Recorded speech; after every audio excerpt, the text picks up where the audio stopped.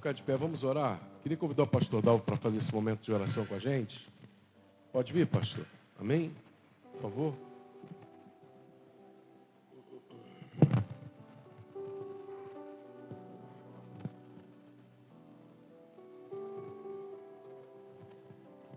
Irmãos, vamos fechar nossos olhos, levar o nosso pensamento ao trono da graça de Deus, para agradecer as muitas bênçãos que Deus tem nos dado e pedir também tantas outras que Deus tem para nos dar. Então vamos falar com o Senhor. Querido Deus, muito obrigado, Senhor, porque estamos na Tua casa. Estamos neste lugar reservado para adoração ao Teu nome, onde nós aqui nos colocamos com o objetivo único de levar os nossos pensamentos ao trono da Tua graça. Porque nós somos Teus filhos, Teus servos, Teus adoradores, e este lugar foi preparado para tal.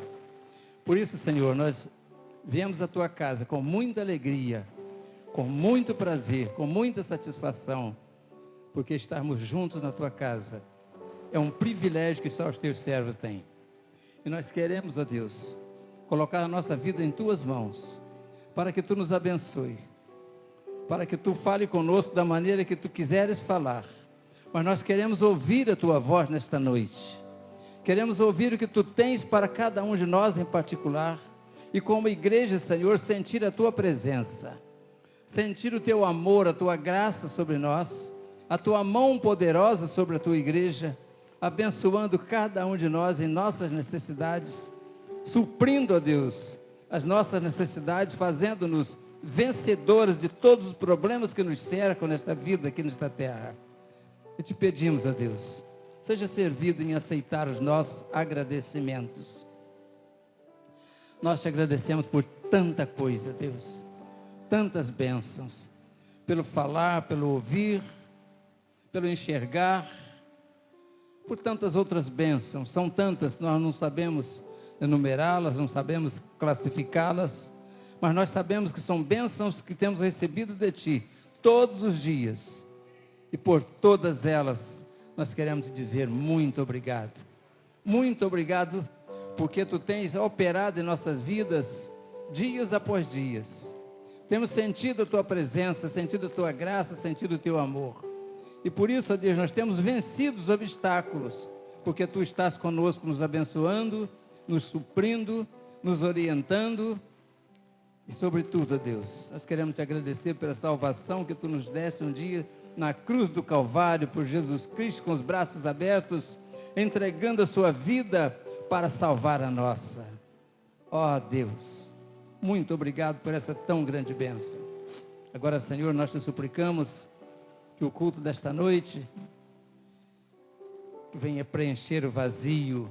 Se por acaso houver algum vazio em cada mente, em cada coração, em cada alma, em cada espírito, que seja preenchido nesta noite, porque é noite de adoração ao Teu nome. Queremos Te suplicar, ó Deus, faça com que cada um de nós sinta aqui a Tua presença, a Tua graça, e que possamos desfrutar com muito prazer do que Tu tens para nós nesta noite. Abençoa a palavra que vamos ter, cada parte deste culto, que nesta noite está sendo levado ao trono da Tua graça, seja aceito no céu, e tenhamos a Tua orientação em tudo. E assim nós Te suplicamos em nome de Jesus. Amém e amém. Vamos adorar o Senhor. Senhor, para dentro de nós.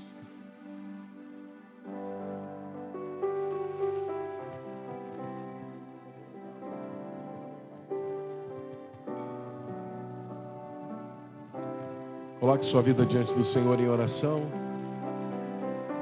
e adore o Rei dos Reis. Cantemos.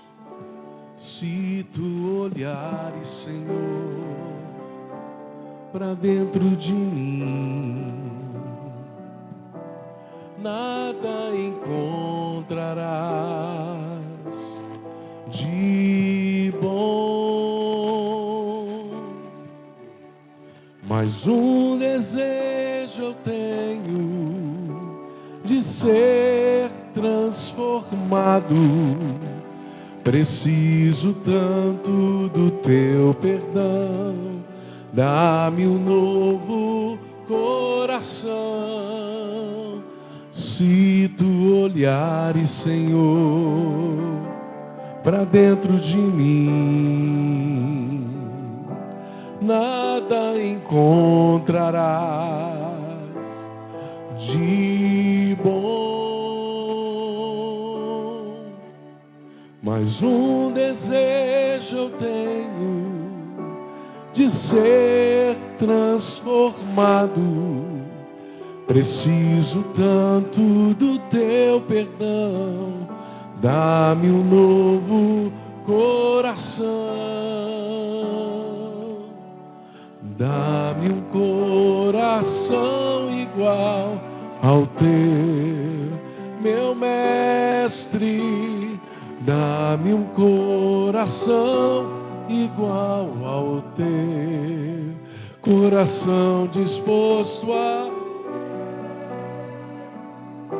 a cumprir todo o teu querer. Dá-me um coração igual ao teu. Dá-me um coração, dá-me um coração igual ao teu, meu mestre. Dá-me um coração igual ao teu, coração disposto a obedecer, a cumprir todo o teu querer. Dá-me um coração igual ao teu. Ensina-me a amar o meu irmão, a olhar com os teus olhos, a olhar com os teus olhos, perdoar com teu perdão. Enche-me com teu Espírito, endireita os meus caminhos. Ó Deus, dá-me um novo coração. Enche-me com teu Espírito, endireita os meus caminhos. Ó Deus, dá-me um novo coração.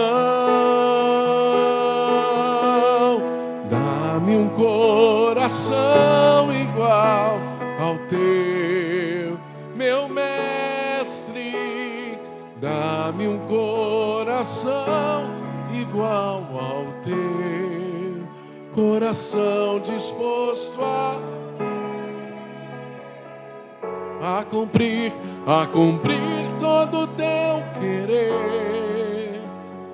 Dá-me um coração igual ao teu, coração disposto a cumprir todo o teu querer. Dá-me um coração igual ao teu. Você pode aplaudir ao Senhor e dizer obrigado, Jesus.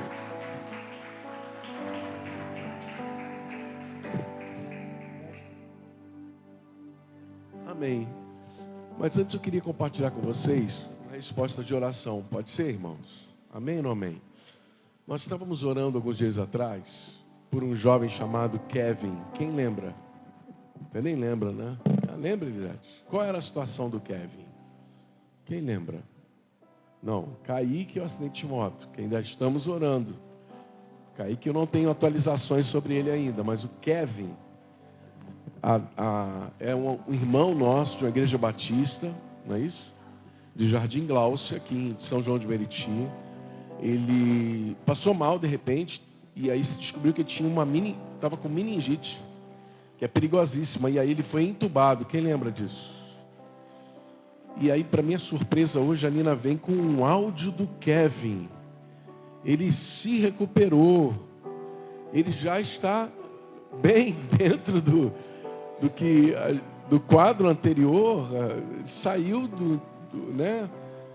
Tirou a intubação e já voltou a estar com uma pequena deficiência auditiva. Está pedindo, na verdade, ele mandou o áudio agradecendo e pedindo oração para que Deus possa completar essa obra de cura.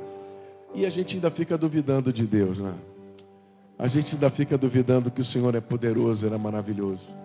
Queria que em nome de Jesus você pudesse aplaudir ao Senhor, a Ele, toda a honra e toda a glória pela vida do Kevin. Quem sabe um dia a gente vai encontrá-lo, não é? Para nos alegrarmos com ele. E a Bíblia nos ensina isso. Que o Senhor, Ele tem prazer em curar, em libertar, em salvar, em transformar a vida de pessoas. Eu queria te dar a oportunidade de você estar orando como irmão nesse momento, como irmã.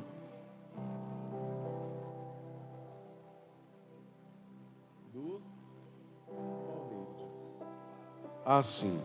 E que você possa também escolher algum irmão para orar, uma irmã para orar nesse momento. E você vai colocar diante de Deus a vida de 3 pessoas. Preste atenção antes de você escolher a dupla de oração. Rapidinho, irmão. Olha para mim antes de orar. Olha para mim antes de orar. Escute esses nomes. Repita comigo. Kevin. Restabelecimento da saúde total, em nome de Jesus. Kaique.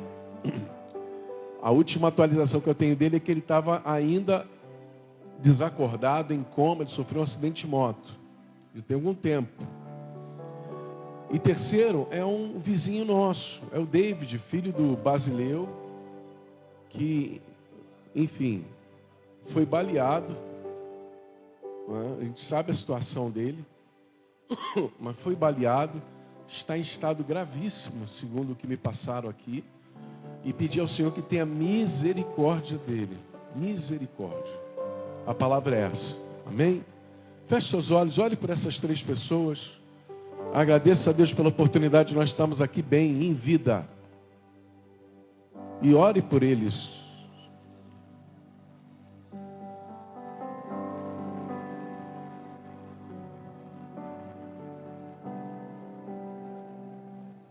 Pai, nós te pedimos, Senhor, envia a tua cura. Envia e derrama a tua cura, Senhor, sobre a vida do Kevin, sobre a vida do Kaique, sobre a vida do David, Senhor. Pai, nós te agradecemos por essa recuperação surpreendente na vida do Kevin. Queremos colocar nas tuas mãos a vida do Kaique, Senhor, que nós não sabemos exatamente como está nessa hora. E recebemos essa notícia terrível desse jovem, Senhor, vizinho nosso aqui, que está também precisando da sua intervenção, Senhor, da tua ajuda sobrenatural. E tantos outros irmãos, irmãs, conhecidos nossos também que estão doentes. Senhor, eu venho orar pela mãe do Rafael, nosso vizinho aqui também. Senhor, toma nas tuas mãos. Nós te agradecemos pelo restabelecimento do pastor Dalvo, mas ainda colocamos a vida dele em tuas mãos em oração, pedindo que o Senhor complete a obra. E queremos, Senhor, continuar vendo a tua mão poderosa agindo sobre nós. Aquele que precisa de salvação, Senhor, atinge com o teu poder. Aquele que precisa de cura, que o Senhor possa derramar cura. Aquele que precisa de libertação, que o Senhor possa libertar a gente de todos os males. Porque o Senhor é o nosso Jeová Jireh, aquele que é o nosso Deus provedor.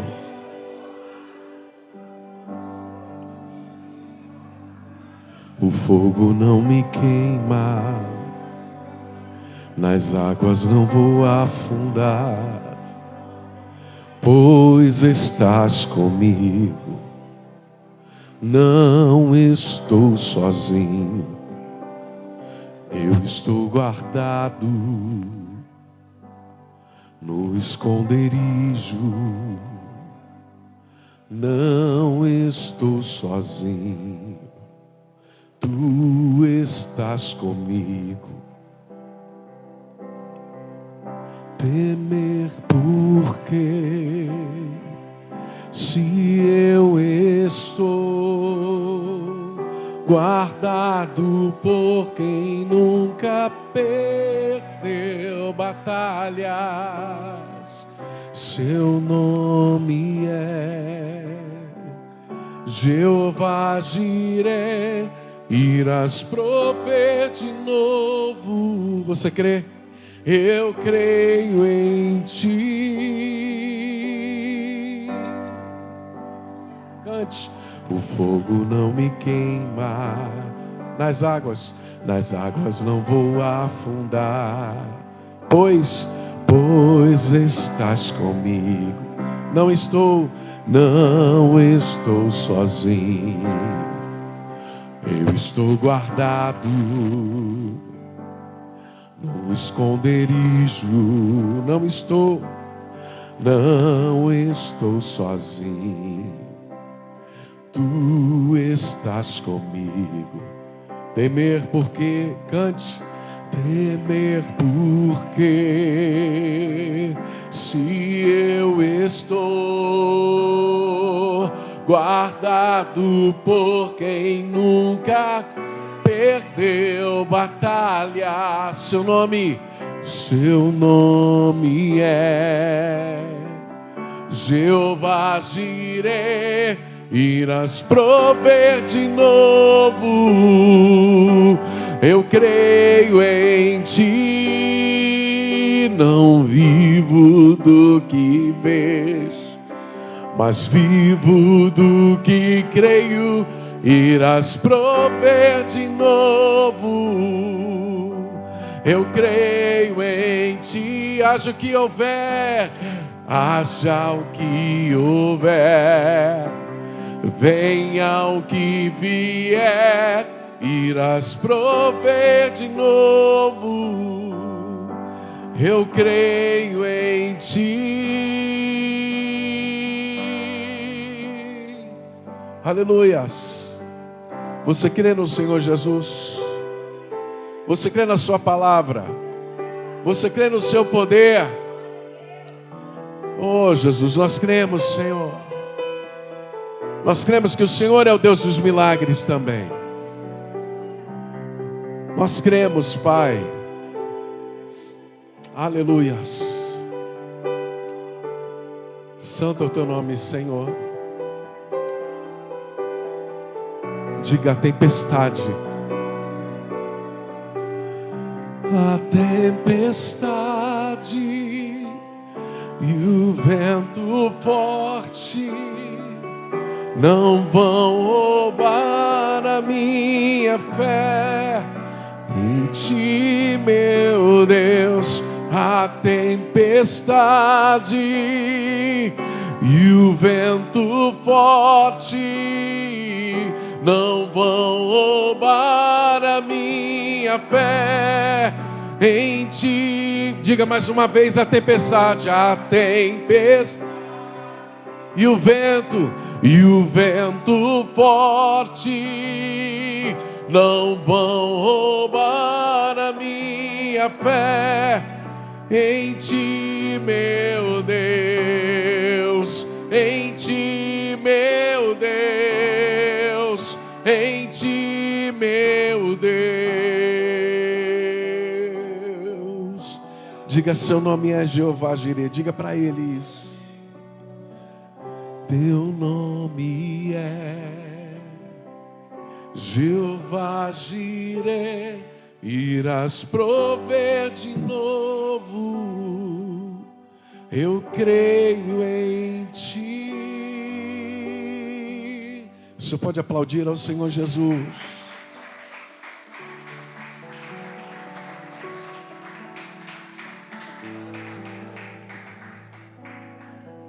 Feche seus olhos e adore ao Senhor.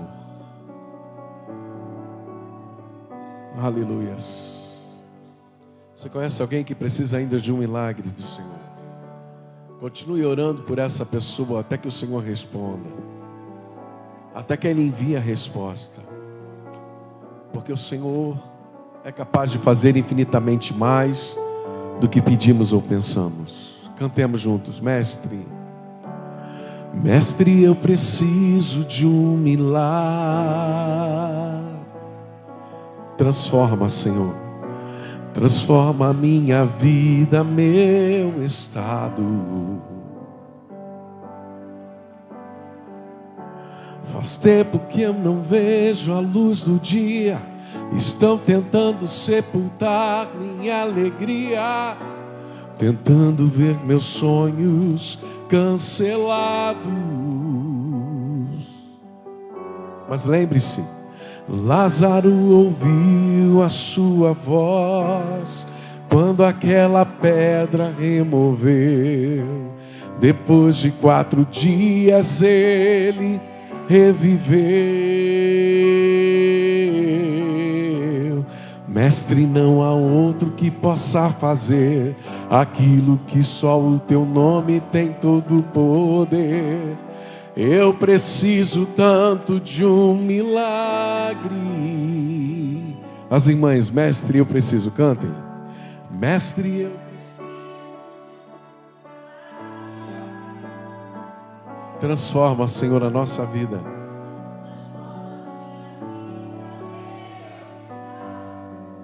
Os homens, comigo. Faz tempo, Senhor. Faz tempo que eu não vejo a luz do dia. Estão tentando sepultar minha alegria, tentando ver meus sonhos cancelados. Todos juntos. E Lázaro ouviu a sua voz quando aquela pedra removeu. Depois de 4 dias ele reviveu. E mestre, não há outro que possa fazer aquilo que só o teu nome tem todo o poder. Eu preciso tanto de um milagre. Remove a minha pedra, me chama pelo nome, muda minha história, ressuscita os meus sonhos, transforma minha vida, me faz um milagre, me toca nesta hora, me chama para fora, ressuscita-me. Tu és a própria vida, cante para Ele. Tu és a própria vida, a força que há em mim. Tu és o Filho de Deus, que me ergues para vencer, Senhor de tudo em mim. Já ouço a tua voz, me chamando para dizer e viver uma história de poder. Remove, Senhor, remove a minha pedra, me chama pelo nome, muda minha história, ressuscita os meus sonhos, transforma minha vida, me faz um milagre, me toca nesta hora, me chama para fora, ressuscita-me.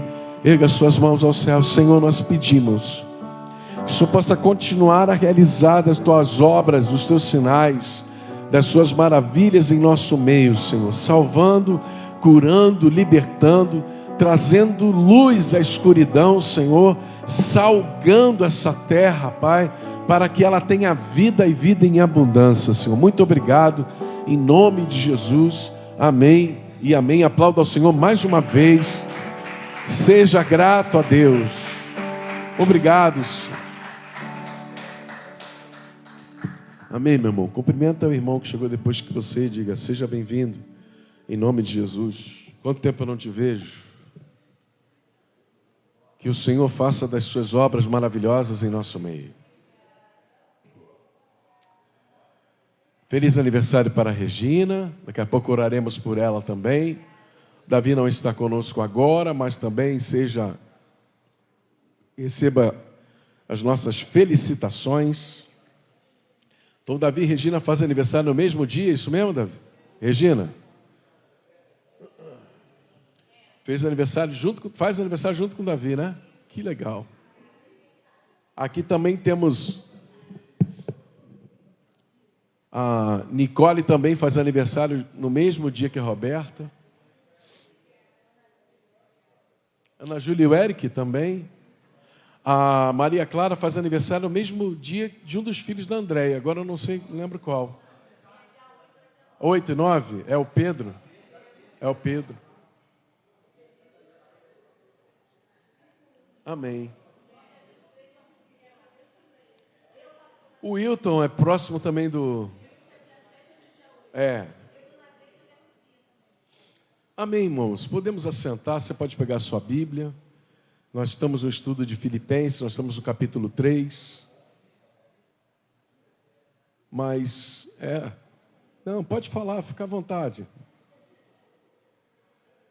Eu já falei para vocês que para mim a reunião da igreja tinha que ser um monte de sofá.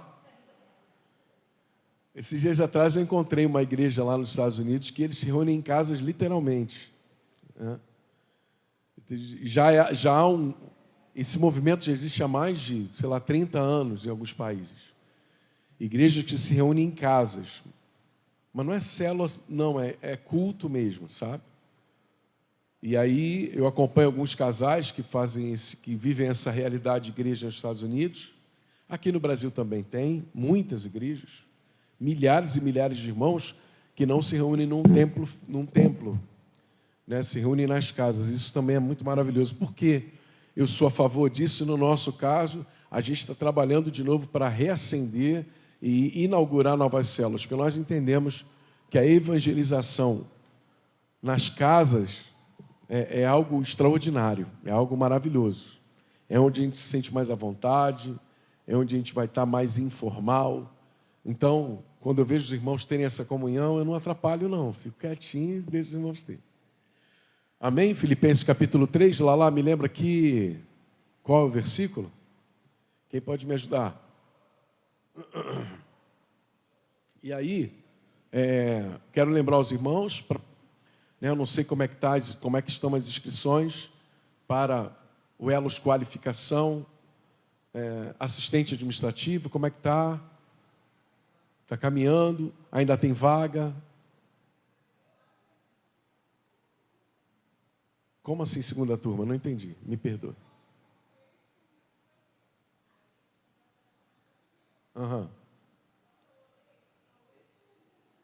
Sim.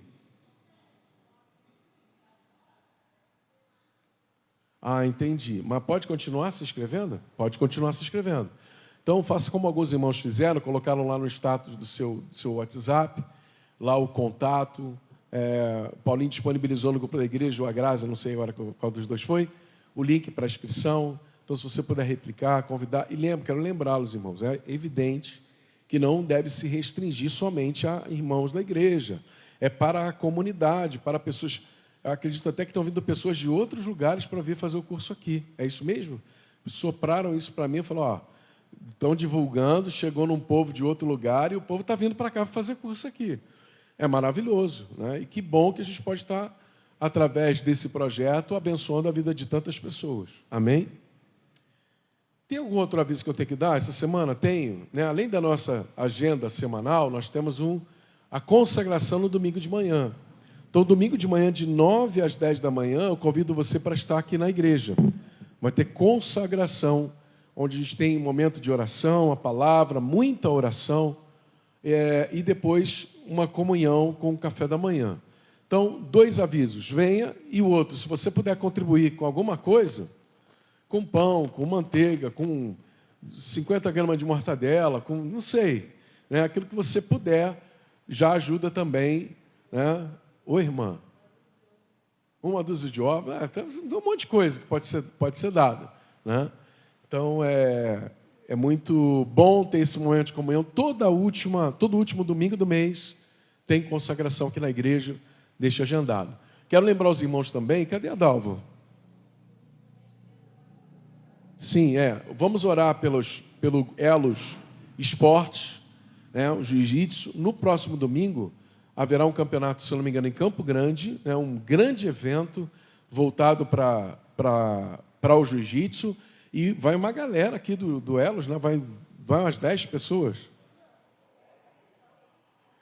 Vai um ônibus cheio, né? Adolescentes, crianças, pais, né? O tio Rômulo, né? O professor Sansei Alex, torcida organizada. Então, que seja uma experiência maravilhosa para eles. Vamos orar para que tudo corra bem, eles vão e voltem em paz. E não tenha nenhum tipo de acidente lá, né? Porque é um esporte, qualquer esporte tem um risco, né? E que eles possam voltar cheios de histórias novas para compartilhar com seus amigos. João, vai? Eita, João, Davi não. Mas o João vai competir? Cadê o João? Ei, João. Eita, João. É peso pesado? Não, pesado. Qual a faixa, João? Hã? Cinza. A ela fala que a minha faixa é a branca encardida. Meu Deus. Então, João aqui é o nosso representante. Daqui a pouco nós vamos orar também, quando orar pelos aniversariantes, por aqueles que vão competir. Tem alguém que vai competir lá também? Caio? Eita, gente. Muita gente. Daqui a pouco a gente vai orar por vocês aqui também. Tá? Me lembrem, para que tudo corra bem. Em setembro, irmãos, tem uma data que você não pode deixar de estar agendado no teu calendário. Vai ser um sábado de setembro, que é dia 12, Dalva.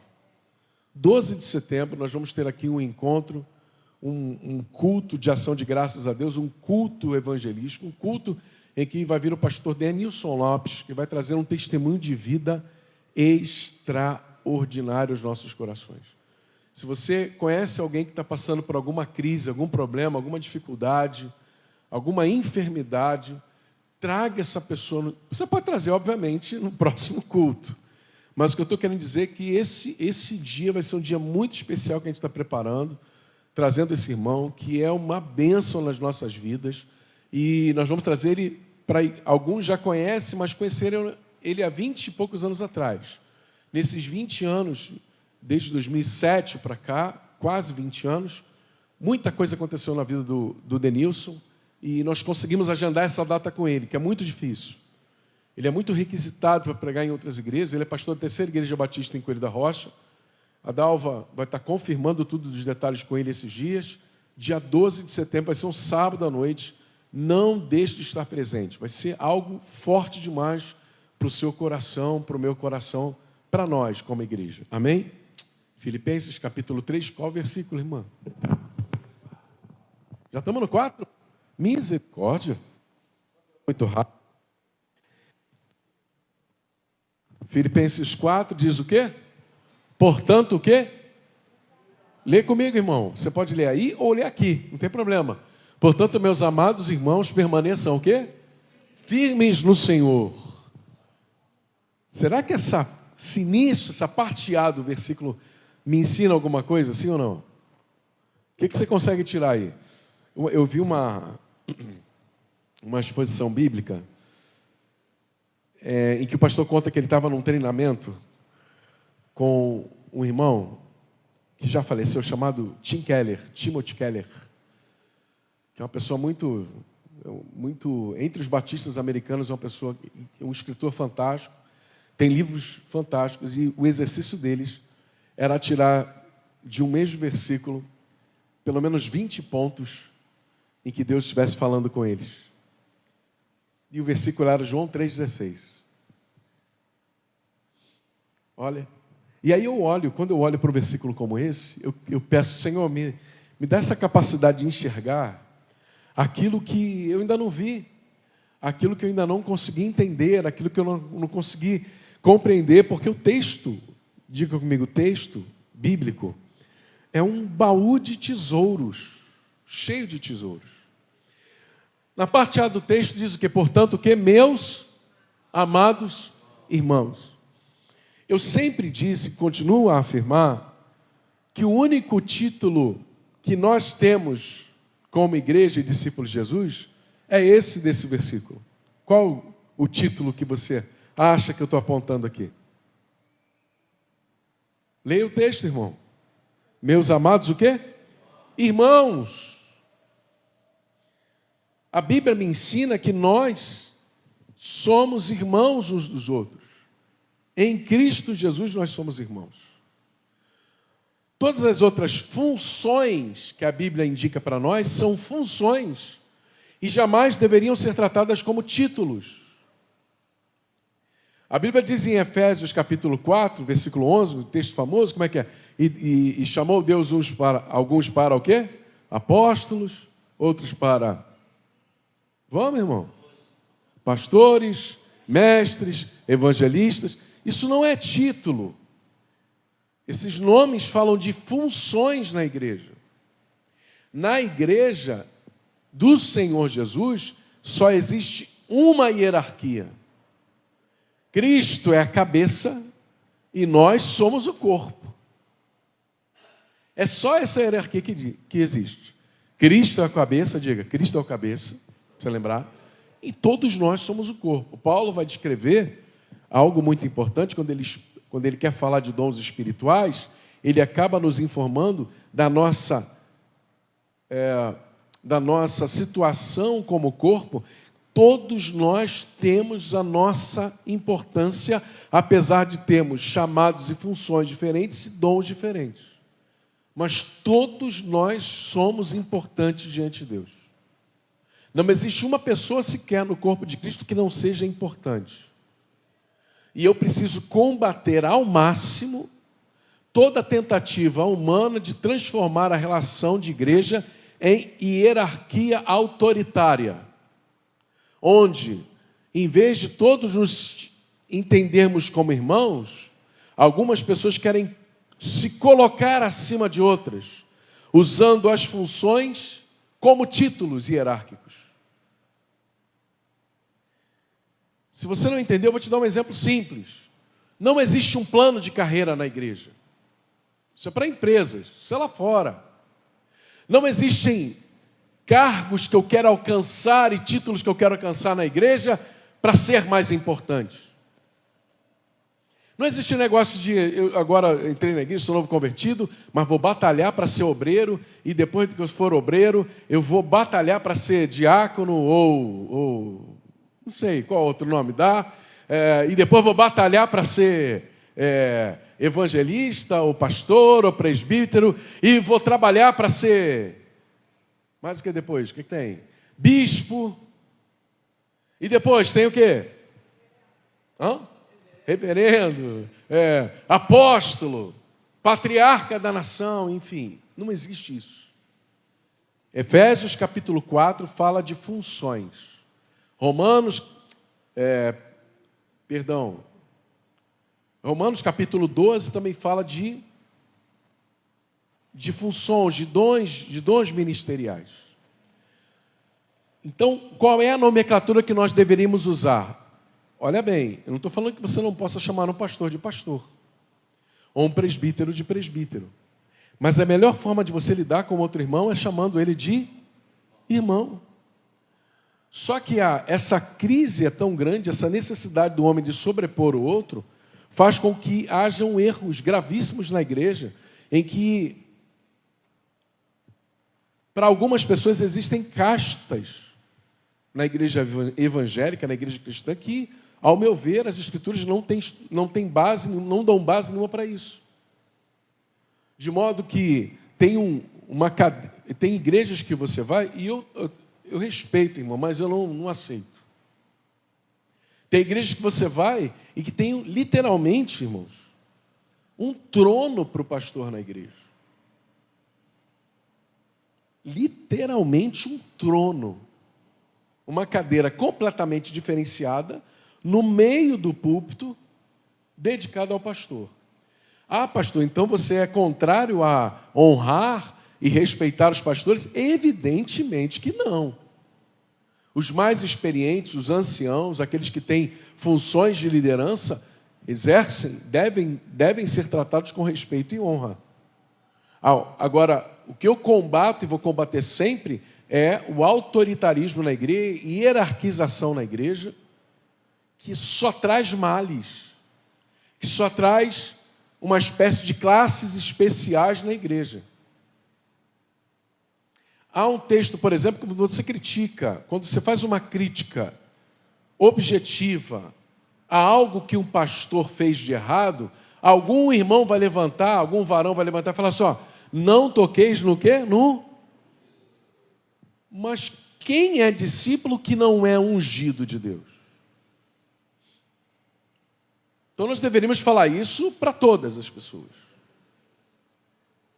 O que eu estou querendo trazer aqui é que você nunca vai ver Paulo, você nunca vai ver os apóstolos escrevendo e se referindo às igrejas, e referindo-se a pessoas das igrejas pelas funções. Eles sempre vão escrever, irmãos, meus amados irmãos, meus filhinhos, é a estrutura que João escreve, um chamamento familiar. Grave bem isso, irmãos. Você, nesse mundo evangélico, vai lidar com pessoas que se acham, de verdade, mais especiais do que as outras.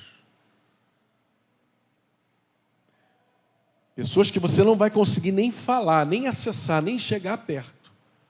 De tão famosas que elas são. De tão importantes que elas acham que são. Eu já fui a eventos em que fiquei muito próximo e tive contato com pessoas extraordinárias, extremamente importantes para a teologia, para a igreja brasileira, mas extremamente simples as pessoas, sem nenhuma dificuldade para acessar, para conversar, para tirar uma dúvida. Mas é evidente que não se chega perto dessas pessoas, aí, me dá um autógrafo aí, por favor. Assina aqui o CD para mim. Que tipo de... Se tem um lado que quer usar das funções para serem títulos hierárquicos, tem outro que não cabe na minha cabeça ter fã-clube de cantor ou de grupo de igreja. Não entra também. Então, já tivemos a oportunidade de estar perto de pessoas muito importantes para a igreja, que são muito, muito acessíveis. E já tivemos extremas decepções em tentar chegar perto de alguém e que não tinha um cordão de isolamento que as pessoas não podiam nem chegar perto, não podiam tocar, não podiam falar. E eu fiquei pensando, meu Deus do céu, quem que essa pessoa está pensando que é, meu Deus? Como é que isso chegou a ponto? E aí eu quero enfatizar nessa primeira parte do versículo, uma coisa que parece boba, mas não é. Preserve essa relação de irmãos. Uma vez eu estava ouvindo um programa de rádio, de uma rádio que eu não vou falar o nome agora, e aí quem estava na rádio era um apóstolo, que estava na rádio fazendo o programa. Aí ele estava atendendo uma ouvinte. Aí a ouvinte se descuidou e chamou ele de pastor. Pastor fulano? Ele, pastor não, eu sou apóstolo. Na hora, a única coisa que me deu vontade de fazer foi o quê? Trocar de estação, eu não vou ouvir mais um homem desse, eu vou ouvir para quê? Então preste bem atenção, homens de Deus de verdade, mulheres de Deus de verdade, são acessíveis. Não tem problema nenhum de se você chamar ele de irmão, ainda que ele tenha funções na igreja. Nenhum problema. Agora, se você está perto de alguém que usa da função e exige... Eu já vi um momento constrangedor.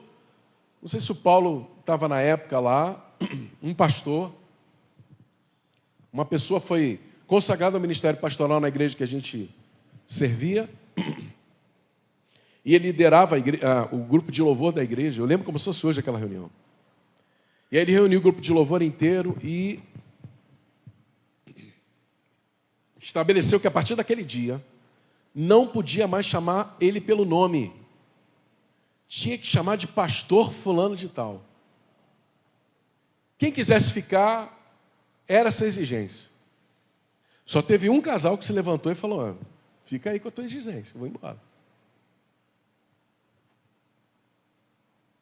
Imagine, irmão. Essa nomenclatura é a linda que Deus deu para nós. Essa forma de lidar uns com os outros é a mais carinhosa, é a mais respeitosa, que reflete o que a Bíblia nos ensina, que nós somos iguais perante Deus. Deus não tem filhos preferidos. Eu acredito nisso. Deus ama aquele que se foi, mas ama aquele que ficou também. Deus ama todos nós.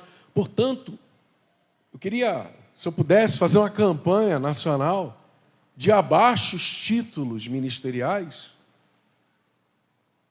e que a gente pudesse voltar a se chamar de irmão, sem problema algum, sem dificuldade nenhuma.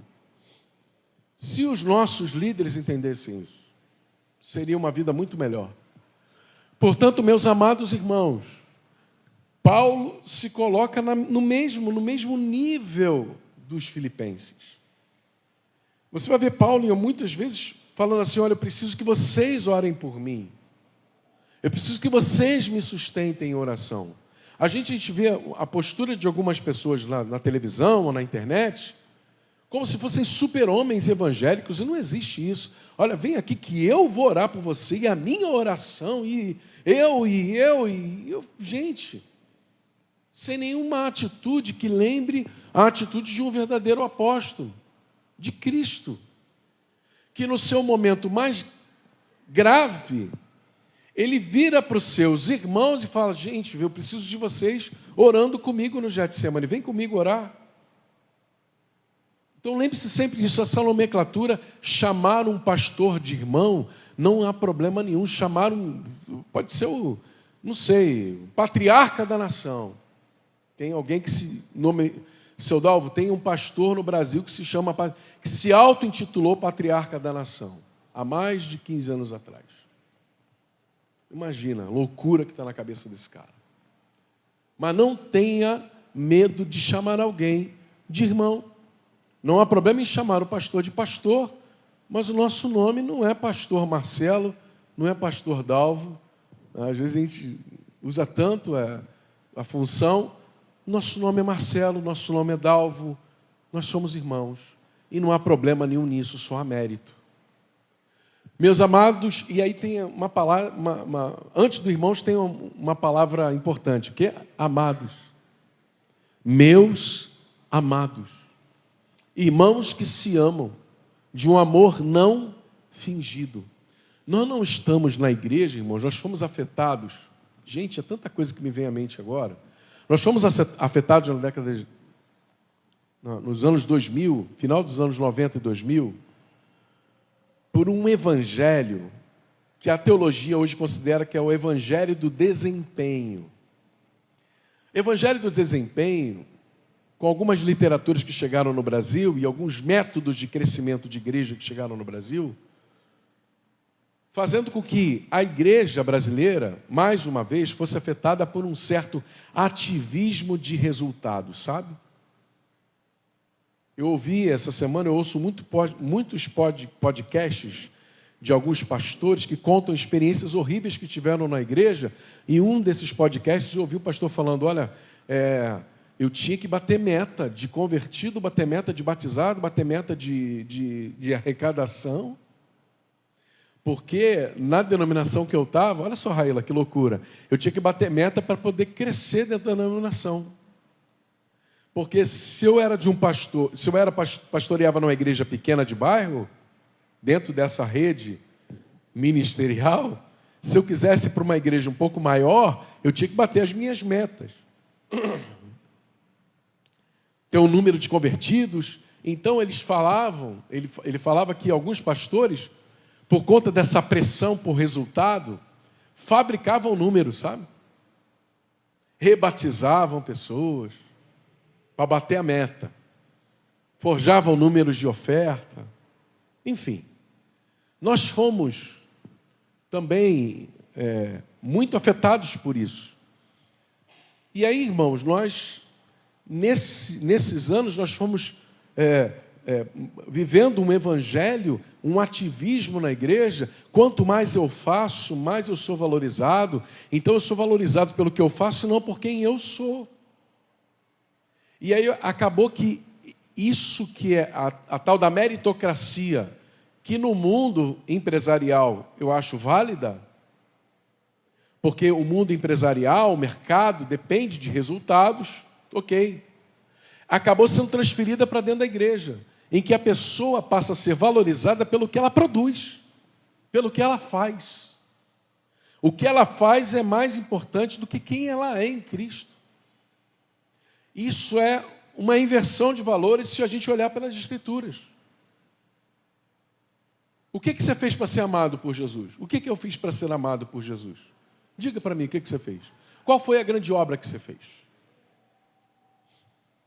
Se você estava morto no seu próprio pecado e delito, segundo Efésios capítulo 2, e se você era dominado pelos espíritos malignos que operam nesse mundo, pelos seus próprios pensamentos e pelos seus desejos carnais, o que você fez para ser salvo?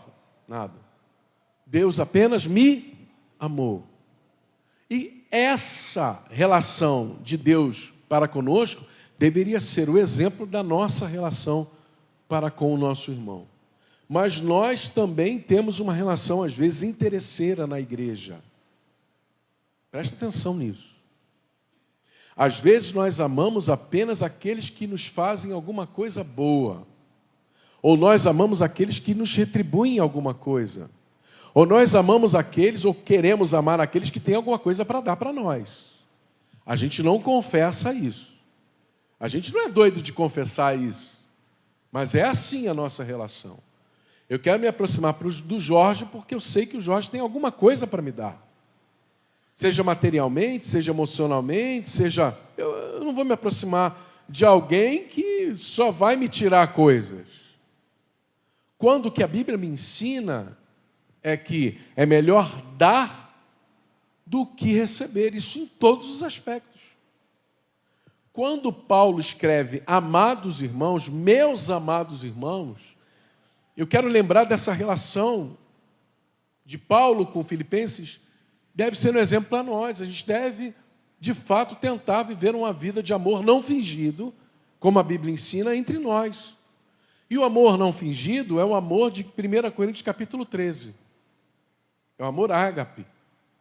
É o amor de Cristo por nós. Esse amor é o exemplo. E nós devemos nos esforçar para amar as pessoas sem buscar interesse, sem esperar nada em troca. É o que a Bíblia ensina. Portanto, meus amados irmãos, permaneçam o quê? Firmes. Em quem? No Senhor. Quem lembra de uma passagem que fala sobre firmeza? Alguma passagem bíblica que fala sobre firmeza? Pastor Dalvo gosta dessa, né? Pastor Dalvo sempre usou essa passagem.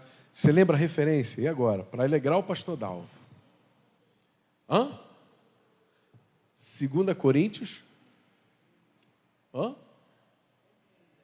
15? Está lá? É isso mesmo? Pode botar lá isso. 2 Coríntios capítulo 15. É isso? Qual o versículo? Para tirar a nota 10. 58? É isso mesmo? 2 Coríntios capítulo 15, versículo 58.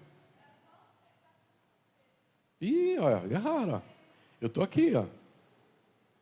1 Coríntios, capítulo 15. Sede firmes e constantes, sempre abundantes no Senhor, sabendo que vosso trabalho não é vão no Senhor. Firmeza e constância, repita comigo. Eu sei, quase. Vamos ler juntos, portanto, meus amados irmãos, sejam o quê? Fortes ou firmes e constantes.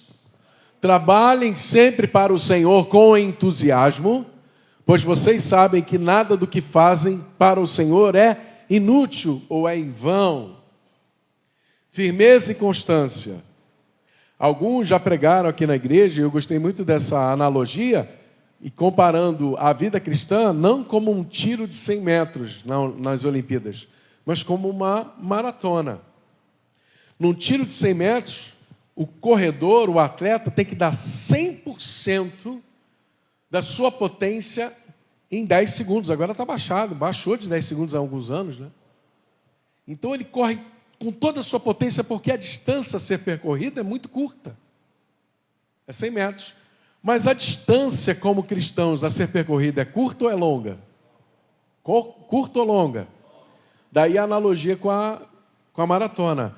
A maratona adianta sair correndo com toda a sua força na frente, sim ou não? Ele vai correr com toda a sua potência, vai durar 100 metros. Por isso a gente entende que a vida cristã tem que ser firme e constante. O que é firmeza, irmãos? Alguém pode dar uma ideia de firmeza? O que é firmeza? Não se abala. Por que não se abala?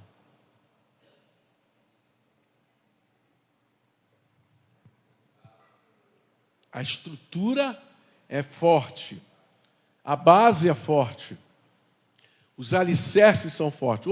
Outro versículo que fala de alicerce. Quem fala? Quem lembra? Outro texto. Meu irmão. O homem sensato e o homem insensato. O sensato é aquele que constrói a sua casa onde? Na rocha. E ela fica firme. Vindo as tempestades da vida, vindo os tsunamis, as ventanias, a casa vai ficar firme. Ok? Firmeza é segurança. Tem a ver com estrutura. Tem a ver com raiz. Você conhece árvore firme, árvore que já passou por temporais e ela não foi derrubada? É porque a raiz dela está muito profunda e está segurando nas camadas abaixo de rocha. Firmeza. Só que aí Paulo fala de duas coisas, firmeza e... O que é uma pessoa constante? Oi? Aquela que permanece onde? Falando de evangelho. Permanece em Cristo. Que ela não tem uma vida de altos, que a gente costuma dizer, de altos e baixos. Ela se mantém constante. E aí é por isso que eu falo que o evangelho do desempenho trouxe para nós um prejuízo enorme. Porque esse evangelho do desempenho começou a chamar de crente verdadeiro só aquele que desempenhava, que estava sempre com bom desempenho, que sempre estava evangelizando e ganhando pessoas, e multiplicando grupos de célula. Gente, a constância não tem a ver com desempenho. O desempenho do constante, ele acontece naturalmente. Então Paulo traz essas duas características para nós: ser firmes e constantes. Conhece alguém que é inconstante na vida? Vou falar de vida. Um dia você encontra com essa pessoa e ela, rapaz, como é que tá? Rapaz, estou bem, está tudo bem, trabalho está bem, está tudo tranquilo, vida, que maravilha, que bênção. Uma semana depois você encontra. E aí, meu irmão, como é que está? Continua não, já fui mandado embora, já separei da minha esposa ou mulher, estou um fracasso. Aí na semana seguinte você encontra, não, está tudo certo. Uma gangorra, cara, uma montanha russa de... E aí você encontra às vezes uma pessoa que talvez, preste bem atenção, talvez não tenha grandes novidades na vida, mas a grande novidade é o fato dele não ter grandes novidades. Vou dar um exemplo. Qual testemunho mais impressiona você?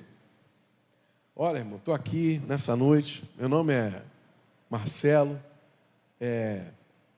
eu era assaltante de banco, tomei 32 tiros, sequestrei, matei, mas hoje, graças a Deus, estou aqui. Esse testemunho é bom, sim ou não? Sim ou não, gente? Não, graças a Deus. Mas qual o testemunho mais lindo que eu posso ter? Mais bonito? Meu nome é Marcelo, me converti com 12 anos e estou na igreja até hoje. Não traí ninguém, sou honesto, procuro ser honesto, procuro ser obediente aos meus pais. Só que a gente gosta de emoções, né? A gente gosta de ver o Jornal Nacional pingando sangue, a gente gosta de ver esse tipo de notícia Só que Paulo está falando disso, de firmeza e constância. Em que a surpresa é não ter tido surpresas ao longo do testemunho cristão. E tem gente que está se envergonhando desse testemunho. Ora, porque a pressão por ter coisas extraordinárias é muito grande. Qual é o seu testemunho? Irmão, eu não tenho nada. Conta uma bênção. Eu não tenho nada não para dizer não tenho nenhuma bênção não. Meu irmão, você comeu hoje? Comi. Você está coberto na tua casa? Tem onde morar? Tem. Você tem roupa? Tem. Você tem um trabalho? Tem. Como é que você fala para mim que não tem bênção? Você está respirando?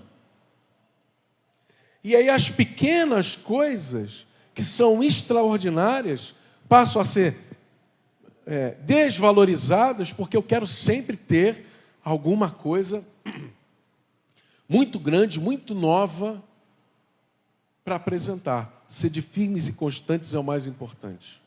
Ser firme e constante é mais importante. Rimou, né? Dá para até fazer um slogan. Ser firme e constante é mais... vocês estão animados hoje, hein? Vamos lá. Ser firme e constante é mais importante, irmãos, do que eventos mirabolantes e coisas mirabolantes acontecendo. O melhor testemunho que você pode dar na vida é ser firme e constante. Ser firme na oração, ser firme na adoração, ser firme no testemunho e constante. Constante. Sempre que a gente olhar para você, ver alguém de oração, alguém que testemunha Cristo. É muito melhor do que ver alguém que um dia está manifestando dons espirituais de maneira extraordinária e no outro dia está enchendo a cara no bar. Firmeza e constância. Mas a gente não está nesse texto aqui, a gente está no outro, né? Que é Filipenses capítulo 4. Pode voltar para lá, irmão? Amo vocês. Mais uma vez Paulo falando sobre o amor. Amo vocês. E anseio, desejo vê-los, pois são minha alegria, minha coroa e minha recompensa. É esse o sentimento que você tem pelos seus irmãos da igreja? É esse o sentimento que Deus tem colocado? É esse o sentimento que você sente entre domingo e quarta-feira? Entre quarta e domingo? Que vontade de estar com meus irmãos. Que vontade de estar com os meus irmãos que eu não vejo desde domingo. Que vontade de estar com meus irmãos que eu não vejo desde quarta-feira. Que vontade de estar com eles. Porque eles são minha alegria e minha coroa de recompensa. Estar com os irmãos em Cristo é mais valioso do que outras coisas. Vai, versículo 2. Agora suplico a Evódia. Agora vai começar um monte de nome, que é sugestão para quem não tem filho ainda, tá? Anota aí. Agora suplico a Evódia. Olha que nome lindo, gente. Hein, Nina? O próximo? Não pode, não tem como, né? E a Sintique, tendo em vista que estão no Senhor, resolvam seu desentendimento. O fato de nós amarmos uns aos outros não vai livrar a gente de ter desentendimentos ou divergências. A Bíblia vai mostrar para nós que os grandes apóstolos Paulo e Pedro tiveram suas diferenças. A Bíblia vai mostrar para nós, olhe para mim, que Paulo discordou fortemente de Barnabé num determinado momento da sua caminhada. Porque Paulo e a divergência foi um irmão chamado João Marcos. Já ouviu falar nesse irmão? João Marcos? É o escritor do Evangelho de Marcos. Ele era muito jovem quando teve contato com o Evangelho. Alguns teólogos dizem que a última ceia foi na casa de João Marcos. Na casa dos pais de João Marcos. João Marcos, discípulo, não era apóstolo, era discípulo de Paulo. O que aconteceu com ele? Nas primeiras viagens, ele não aguentou a pressão da missão. E aí Barnabé, sendo o Barnabé que era, um discipulador nato, um cuidador de pessoas, tentou convencer Paulo a levar João Marcos mais uma vez para a viagem missionária. E Paulo, não, com esse eu não vou, não adianta, ele não aguentou o rojão, não dá jeito, e Barnabé, então, se você não vai levar, faz o seguinte, eu não vou também contigo não. Você vai com outro e eu vou com João Marcos. E eles divergiram. Houve um certo desentendimento. Então é muito provável, e não glória a Deus pelo desentendimento, mas glória a Deus pelas diferenças.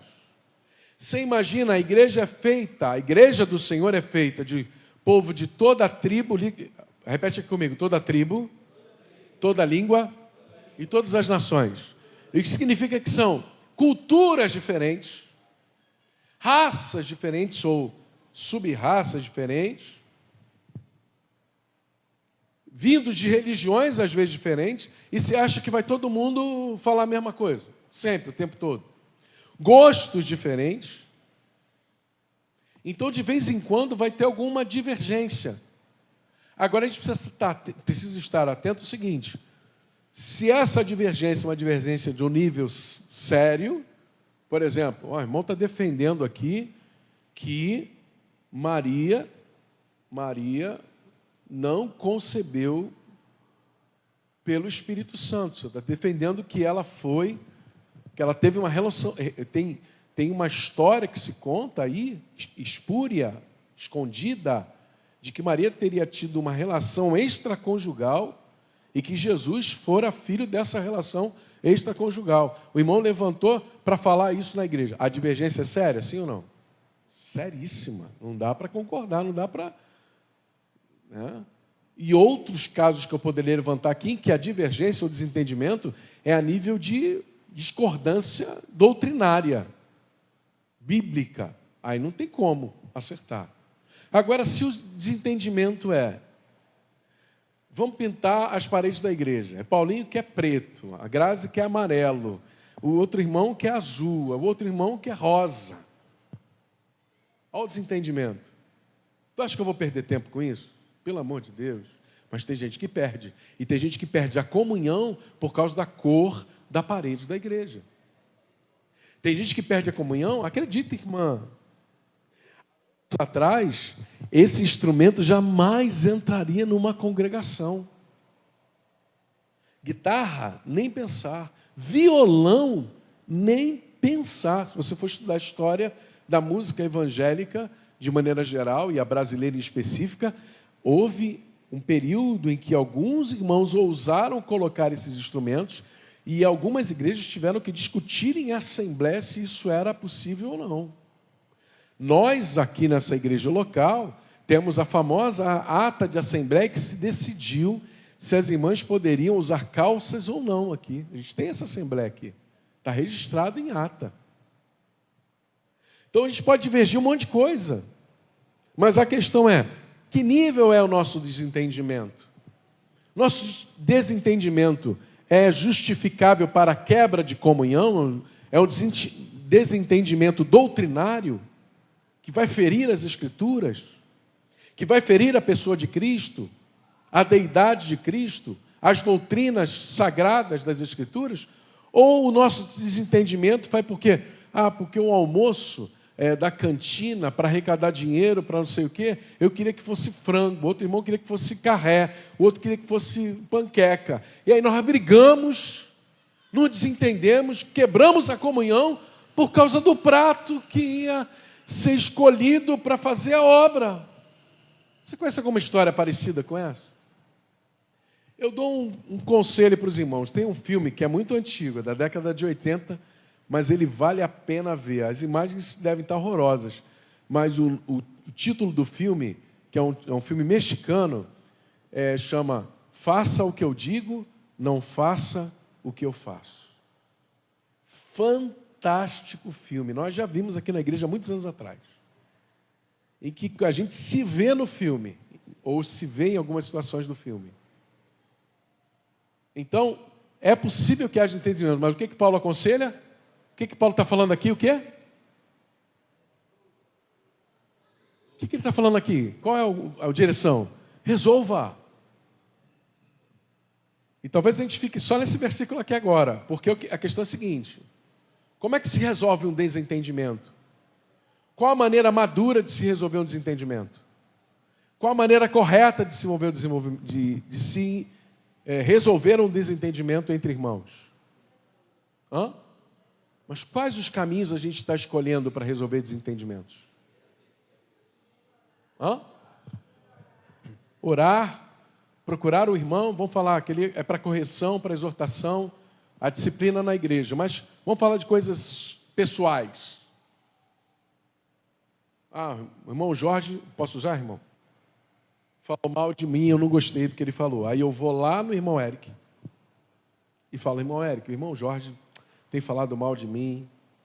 E aí transforma até isso no motivo de oração, né? Mas é aquela oração que você já sabe, né?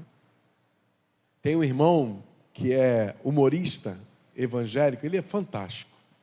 Ele tem um momento no show de humor dele que ele fala assim, fofoca não, motivos de oração. Fantástico. Aí eu vou lá no Eric, e aí já contaminei o Eric com a minha versão.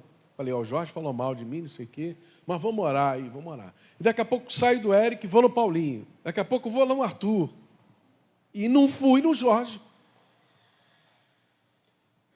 Então, às vezes, alguns desentendimentos acontecem porque a gente não vai diretamente até a pessoa para conversar com ela e dialogar e perguntar o que houve. E, às vezes, um mal entendido é gerado ou foi compreendido de maneira errada e vira uma explosão de problemas. E aí Paulo diz que a gente tem que ser maduro e amadurecer para resolver as nossas diferenças, para resolver as nossas questões, para colocar a comunhão de... Olha o que a gente falou que a gente era antes. O que era? Irmãos, amados, minha coroa de recompensa, não é isso? E aí vem um desentendimento, eu não tenho maturidade para conversar com o irmão, e aquilo ali vira um problema que quebra a nossa comunhão, que divide a congregação, às vezes, em pedaços. Não, irmãos. A solução, Paulo já coloca aqui. Resolvam. Resolvam como? Como adultos, como maduros, como experientes na fé. Não deixe se levar por essa questão da oração fofoqueira. Vá diretamente. Irmãos, se a gente tivesse essa atitude, muitos problemas que nós já vivemos no passado teriam sido resolvidos em segundos. Só que às vezes leva anos para a pessoa resolver, até que ela entenda, poxa, eu tenho que falar diretamente com a pessoa. Eu tenho que resolver, certo ou errado, causador ou prejudicado, eu preciso resolver, porque a Bíblia ensina assim. Que é para eu perdoar, como Cristo me perdoou. E que é para eu liberar perdão. Pedir perdão quando eu estiver em falta com alguém. Amém? Diga para o seu irmão, resolva o seu BO aí, irmão. Resolve aí. Resolva seus BOs. Amém? Agora suplico a Evode e Cinti, que tendo visto que estão no Senhor, resolva o seu desentendimento. Vai. Para a gente terminar. E peço a você, meu fiel colaborador, que ajude essas duas mulheres, pois elas trabalharam arduamente comigo na propagação das boas novas e também com Clemente, com os meus outros colaboradores, cujos nomes estão escritos aonde? No livro da vida. Ele está pedindo ajuda para os outros irmãos ajudarem essas irmãs a se resolverem. Olha como é que se resolve um problema. Eric, tudo bem, Eric? Para vir conversar com você, porque eu estou com um problema com o Jorge e tal, não sei o que e tal. O que o Eric vai fazer? Vamos lá conversar com o Jorge. Não, mas você não quer resolver o problema, irmão? Você quer resolver o problema ou fazer fofoca? Pegou a visão? Porque quem quer resolver o problema e não está conseguindo, e vai buscar a sua ajuda para alguma coisa, meu irmão, eu vou contigo, eu vou intermediar essa conversa. Vamos lá, vamos conversar. Vamos orar antes, vamos lá, resolver. E aí, de repente, o Eric vai ser a intermediação vai fazer isso, vai falar com que Evódia e Cinti que voltem a conversar. Não era nada disso que eu falei, falaram errado, e não sei o que, me perdoa. Quem já viu reconciliação de irmãos aqui? Levanta a mão, é a coisa mais linda do mundo. É um abraço, é um beijo, vamos no Sambel, paga a pizza para mim. Glória, maravilha de Deus. Mas às vezes precisa do intermediário. de alguém maduro para pegar duas pessoas que estão vivendo um momento difícil e ser a pessoa que vai intermediar esse retorno. Por 4, alegrem-se sempre no Senhor. Repito o quê? Alegrem-se. Vamos ficar de pé? Já passei do horário. Tinha que ter falado, não. Eu estou sem relógio. Vamos ficar com esse texto no nosso coração? Alegrem-se no Senhor. Alegre-se sempre no Senhor. E aí Paulo repete, alegre-se. Na carta aos Filipenses, Paulo usa essa expressão 16 vezes. Por isso que os teólogos chamam essa carta de carta da alegria. Lembremos-nos que Paulo escreveu essa carta em prisão. E aí, o que estava em prisão diz para mim e para você, alegres. O que estava numa situação dificílima, escreve para nós, alegres. Como é que Paulo conseguiu encontrar alegria na prisão e eu não consigo encontrar alegria na liberdade? Porque, na verdade, às vezes na liberdade a gente está aprisionado por outras coisas. Mentalmente, emocionalmente, na crença. Então, uma pessoa, às vezes, na prisão, ela está mais livre do que nós que estamos livres. Às vezes, uma pessoa na prisão está mais em comunhão com Deus do que eu livre para ter comunhão e não tem. Então, que a gente tem isso no pensamento. O Senhor me chamou para ser alegre com Ele, para ser alegre nele. Amém? Dê um abraço ao seu irmão. Sei que você está do lado de alguém que você gosta. Estamos em família. E esse vai ministrar ao coração desse irmão alegria. Primeira forma de ministrar alegria no coração de alguém. Espera aí que eu vou te ensinar, irmão. Primeira forma de ministrar alegria no coração de alguém, sabe o que é? Sorria para essa pessoa. Sorria para ela. Ela riu de volta? Sim ou não? Não riu não, varão? Que isso? Tem que rir, varão. E você?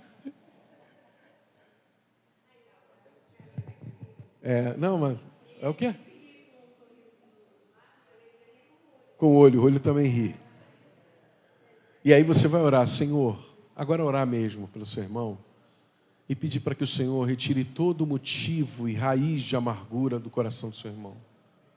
Toda tristeza, toda desavença, toda crise. Talvez seu irmão esteja aqui nessa noite, sua irmã esteja aqui nessa noite ouvindo essas palavras e pensando como resolver um problema familiar, como resolver um problema no trabalho, como resolver o problema de alguém que está na sua família. E o Senhor falando para o nosso coração, seja feliz, seja alegre em Cristo. Sustente a sua alegria no Senhor, seja firme e constante. Seja agradecido, seja grato. E a gente às vezes está com dificuldade disso.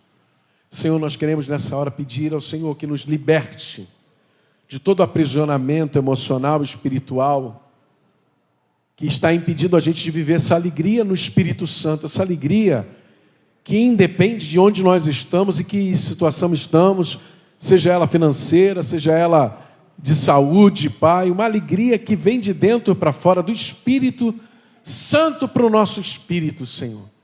Que nós tenhamos alegria em nossos corações, independente da condição financeira que estivermos, independente se estamos presos ou livres, independente das circunstâncias à nossa volta. Que essa alegria seja resultado da paz de Cristo, que excede todo o entendimento, Senhor. Nos ensina a perdoar, a liberar perdão e a pedir perdão também, a resolver com maturidade as nossas diferenças como irmãos. Nos ensina, Senhor, que somos irmãos em Cristo Jesus, iguais em Cristo, que não há ninguém melhor do que ninguém na congregação, Senhor, mas que em Cristo somos todos uma família, e que se isso não é a realidade, Pai, nos torna família Tua, em nome de Jesus. Muito obrigado por cada um aqui presente. Sabemos que vir a quarta-feira à noite, após o trabalho, é algo que demanda esforço, Senhor. Então, muito obrigado por cada um que veio, mesmo cansado, mesmo sobrecarregado fisicamente, mas que o Senhor possa ter plantado sementes em nossos corações essa noite. E que essas sementes deem frutos, Senhor. e que seu fruto permaneça para sempre. Nós oramos assim no nome de Jesus e a igreja diz amém e amém. Aplauda ao Senhor pela vida do seu irmão.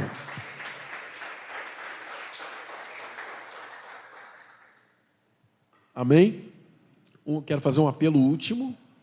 Se você ainda não compartilha os nossos vídeos, por favor, compartilhe. Vai lá no Facebook e compartilhe.